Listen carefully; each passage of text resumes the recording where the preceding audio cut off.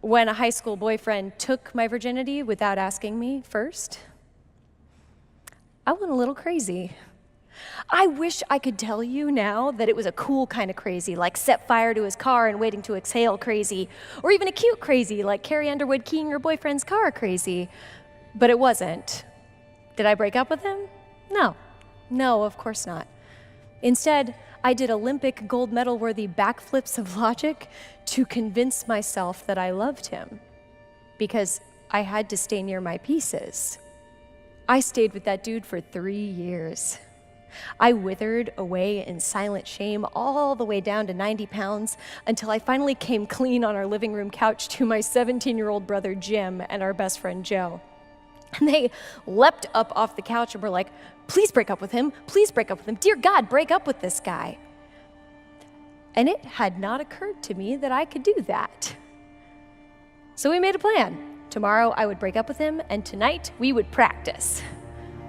Except 3 hours later, Jim found me curled up in a ball on my bedroom floor, heaving, sobbing.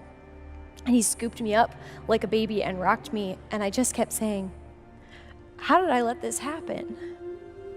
I think I must be a bad person. I feel broken. I am so broken. And this 17-year-old boy sat me up, held me by the shoulders, and said, now you stop that. I don't ever want to hear you say anything like that again, because you are the best person that I know. You save my life like every day in 100 ways you don't even think count. And anything you say bad about yourself cuts into me as if you said it about me. So stop crying, and I'm gonna make you the best sandwich you've ever had in your life.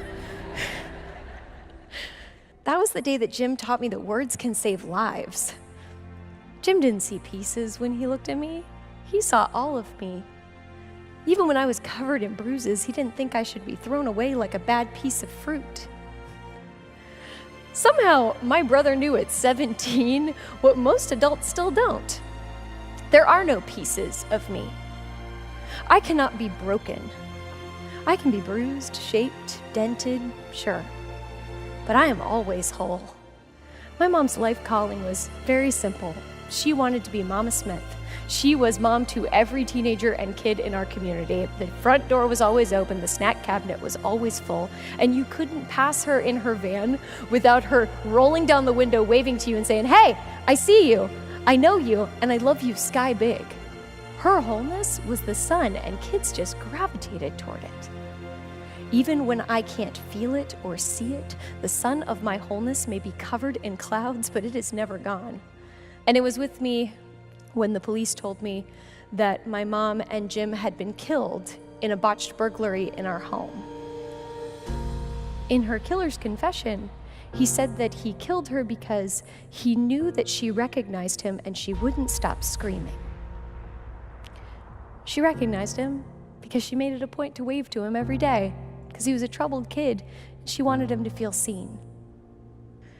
It was with me when the media swarmed, when the national news picked up the story, and strangers everywhere started to whisper that my life was over.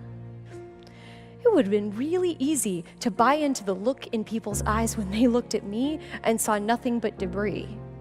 Would have been really easy to believe the college professor who, 2 weeks after they died, looked at me and said, oh my God, you are never going to be okay again. Thankfully, I'd had better teachers than him. I'd had Miss Graham.